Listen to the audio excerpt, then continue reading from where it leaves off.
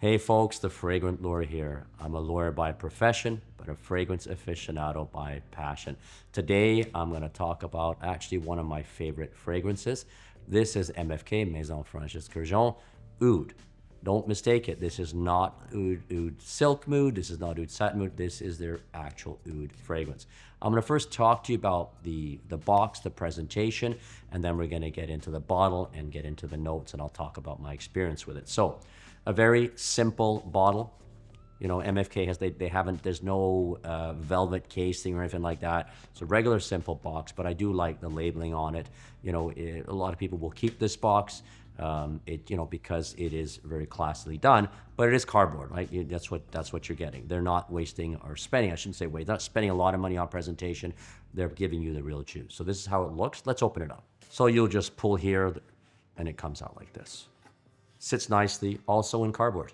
And it comes out very, very easily. It's their classic square bottle. It's one that I would say it looks great with presentation on your night table. For presentation itself, because of the box, you know, I'd give that probably a 6.5 out of 10, maybe a 7, 6.5 to 7.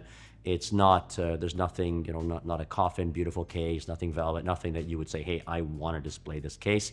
I think they're just trying to, you know, show you their labeling and get you right to the fragrance itself, and nothing wrong with that. Bottle is very, very nice. Okay, so the notes in here are very, very simple notes, in fact, and I kind of like that because you really know what you're getting. Laushan Oud. Now, Laushan Oud, I find, is not the barnyard or so animalic, right? When you get into the Indian and maybe the Indonesian Oud, you need to, you know, it's going to start out with a nice animalic smell. Some people would say barnyard, which usually settles down very nicely, you know, after an hour or so.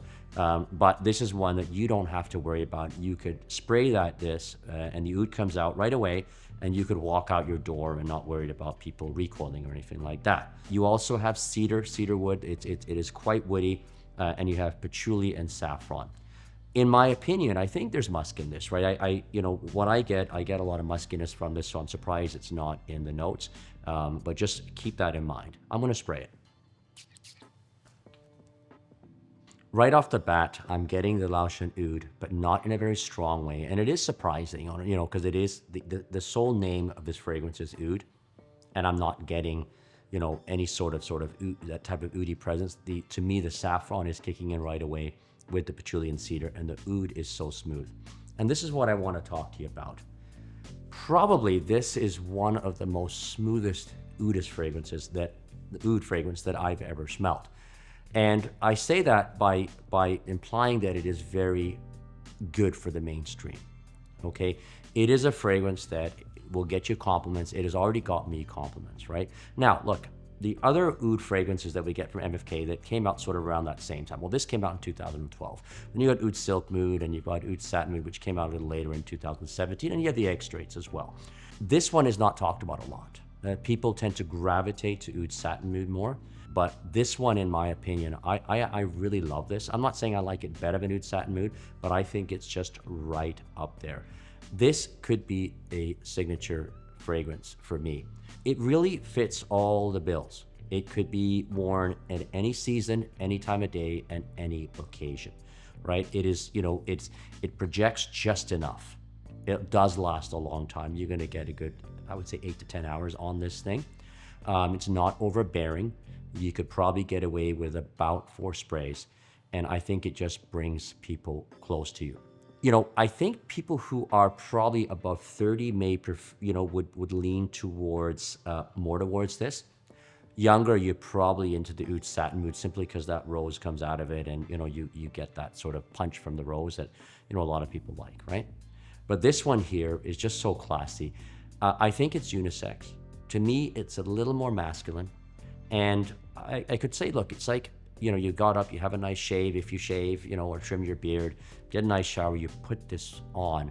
It actually completes your wardrobe, and it actually kind of makes your day. For want of a better word, I would say it is a really, really happy smell. Now, I want to talk to you about layering this as well. You know, I've been getting into layering a little bit. I know a lot of people sort of frown on it, and they say, well, you're not the perfumer, and, you know, they've already mixed notes. Well, look, they're just chemicals, right? You know, I would say I'm getting into it. I don't encourage it a lot because I do agree some fragrances stand alone, but why not try? And certainly MFK Oud is one that you could really do that. It just provides that muskiness, oudiness, saffron that could really enhance a lot of other fragrances.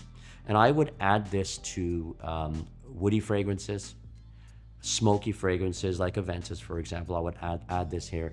If you have Tuxedo by, really woody one by Yves Saint Laurent, you add this to it. It's just gonna give it a little bit of spark, some effervescence, something different, something to draw people to you. So if you have this one, and I think this may be the less expensive than Oud Satin Mood and Oud Silk Mood possibly. So if you do have this one, I would highly encourage you to give it a shot of actually layering this, because it is one that would complement most other fragrances. Now, I wouldn't put this with a very sweet fragrance. I think it could get a bit cloying with that, but something fresh, something woody, this would be great to do. I've had a lot of use out of this bottle. And it's a recent purchase, so you're not seeing a dent in it, but it's a recent purchase. But to me, it's one that I'm always keeping in my wardrobe. And I was resistant in getting this for a long time because I thought, well, look, it's just plain oud. It's going to be skanky. Might as well go over with where they're mixing with satin mood and silk mood, etc. But boy, was I wrong. And if you have those doubts about this one, you're wrong too. I never encourage blind buying, but if you get it at a good price, you won't go wrong. I think you're going to absolutely like this one.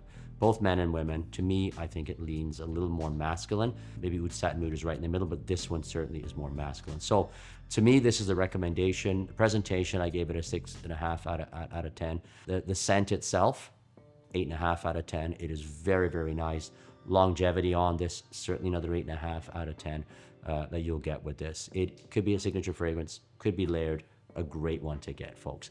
So hope you enjoyed this video about MFK Oud. Please subscribe, please like, please comment. I'd love to hear what you have to say about the fragrance and any others you like from this Oud line as well. Please follow us on our other socials, TikTok, Instagram, and Facebook as well.